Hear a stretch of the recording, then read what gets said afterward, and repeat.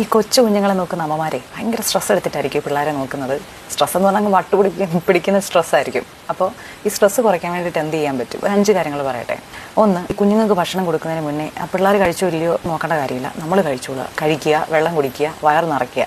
അതിനുശേഷം മാത്രം നിങ്ങളുടെ പുറകെ ഓടുക. നമുക്കറിയാലോ, ആ സ്ട്രെസ്സിനിടയ്ക്ക് നമ്മൾ എന്തെങ്കിലും കാണിക്കാൻ പോയി കഴിഞ്ഞാൽ നമുക്ക് ആ പിള്ളേരെ തല്ലാൻ തോന്നും, ബഹളം വെക്കാൻ തോന്നും. എൻ്റെ ഒന്നും ആവശ്യമില്ല. നമ്മൾ വയറൊക്കെ നിറഞ്ഞ് നമ്മൾ ഓക്കെ ആണെന്നുണ്ടെങ്കിൽ പിന്നെ പിള്ളേരെ പുറകെ ഓടിയെന്ന് പറഞ്ഞാൽ 2-3 മണിക്കൂർ ഓടിയെന്ന് പറഞ്ഞാലും പ്രശ്നമില്ല.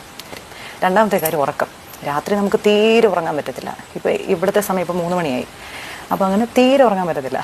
അങ്ങനെ ഉറങ്ങാൻ പറ്റാത്ത സമയത്ത് നമ്മൾ പകലൊക്കെ കിട്ടുന്ന സമയത്ത് പിള്ളേരോട് ഉറങ്ങിക്കൊള്ളുക. പണിയൊക്കെ ചിലപ്പോൾ വീടൊക്കെ അലമ്പിയൊക്കെ ആയിരിക്കും ഇരിക്കുന്നത്. അത് നമ്മൾ ആരെയും ബോധിപ്പിക്കേണ്ട കാര്യമില്ല. ഈ പിള്ളേർ ഉള്ള വീടുകളൊക്കെ ഇങ്ങനെയൊക്കെ തന്നെയാണ്. അപ്പോൾ നമ്മുടെ വീട് മാത്രമല്ല, പറ്റുന്ന പോലെയൊക്കെ ഉറങ്ങാൻ പറ്റുന്ന സമയത്ത് ഉറങ്ങിക്കൊള്ളുക. പിന്നെ ചെയ്യേണ്ട പണി പിന്നെ ചെയ്യുക. അത് അപ്പം തന്നെ ചെയ്ത് തീർക്കേണ്ട കാര്യമൊന്നുമില്ല. നമ്മൾ ഇപ്പോൾ തീർക്കണം എന്ന് വെച്ചാൽ ഒരാഴ്ച ചെയ്യും, 2 ആഴ്ച ചെയ്യും, 3-ാമത്തെ ആഴ്ചയാകുമ്പോൾ നമ്മൾ ഹോസ്പിറ്റലിൽ അഡ്മിറ്റ് ആവേണ്ടി വരും. 3-ാമത്തെ കാര്യം, നമ്മൾ വീട്ടിൽ നിൽക്കുന്ന സമയത്ത് തീരെ നമ്മളെ നോക്കാതെ കോലം കെട്ട് ഇങ്ങനെയൊക്കെ ആയിരിക്കും നടക്കുന്നത്.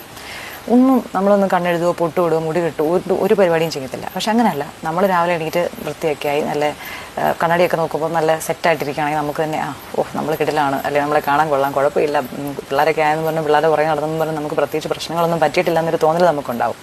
ഒരു 10 മിനിറ്റല്ലേ എടുക്കുകയുള്ളൂ. അപ്പോൾ തന്നെ നമുക്കൊരു വ്യത്യാസം ഉണ്ടാവും. നമ്മൾ ഇടയ്ക്കിടയ്ക്ക് ഒന്ന് കണ്ണാടി കാണുമ്പോഴത്തേനും നമുക്കൊരു സന്തോഷം ഉണ്ടാവും.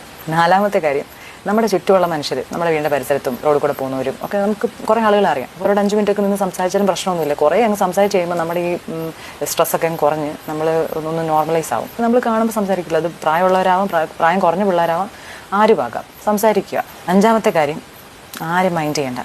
പലരും നമുക്ക് കുറ്റം പറയും, നിങ്ങളുടെ കൊച്ചു നീ എന്നെ ഇങ്ങനെ കാണിക്കുന്നേ, ഞങ്ങളിങ്ങനെ വളർത്തി. അതൊന്നും മൈൻഡ് ചെയ്യേണ്ട കാര്യമില്ല. നമ്മുടെ പിള്ളേർ ഓക്കെയാണ്, പ്രശ്നങ്ങളൊന്നുമില്ല, കുഴപ്പമൊന്നും ഇല്ലാതെ പോകുന്നുണ്ടെങ്കിൽ നമ്മൾ പിന്നെ ആരും മൈൻഡ് ചെയ്യേണ്ട കാര്യമില്ല. ഹാപ്പി ആയിട്ട് സന്തോഷത്തോടെ കൂളായിട്ടിരിക്കുക. അങ്ങനെയൊക്കെ ഇരുന്നാൽ മാത്രമേ നമുക്കിതൊക്കെ ഒന്ന് സെറ്റായിട്ട് എടുക്കാൻ പറ്റുള്ളൂ. അല്ലെങ്കിൽ ഈ ടെൻഷൻ അടിച്ച് വട്ടുപിടിച്ച് പിള്ളേരെ അടിച്ച് പിള്ളേർക്ക് നമ്മളോട് ദേഷ്യം, നമുക്ക് പിള്ളേരോട് ദേഷ്യം, അങ്ങനെ മൊത്തത്തിൽ പിന്നെ നമുക്ക് തന്നെ അസുഖങ്ങൾ വരും, നമ്മുടെ കോലം കെടും. അതിൻ്റെ ഒന്നും ആവശ്യമില്ലല്ലോ. അപ്പോൾ ഹാപ്പി ആയിട്ട് സന്തോഷമായിട്ടിരിക്കുക. ഈ ഒരു 5 കാര്യങ്ങളൊക്കെ ഒന്ന് മെയിൻറ്റെയിൻ ചെയ്ത് ലൈഫിലൊന്ന് കൊണ്ടുപോയി കഴിഞ്ഞാൽ തന്നെ സെറ്റാവും. പ്രശ്നങ്ങളൊന്നുമില്ല. ഒരു പിള്ളേർ 3-4 വയസ്സ് വരെ ആവേണ്ട ഒരു മെനക്കേടേ ഉള്ളൂ. അത് കഴിഞ്ഞ് മെനക്കേടുണ്ട്, എന്നാലും ഇതുപോലെ ഉറക്കം കളഞ്ഞുള്ള മെനക്കേട് പിന്നെ ഉണ്ടാവത്തില്ല. ഓക്കെ, എന്നാൽ ശരി.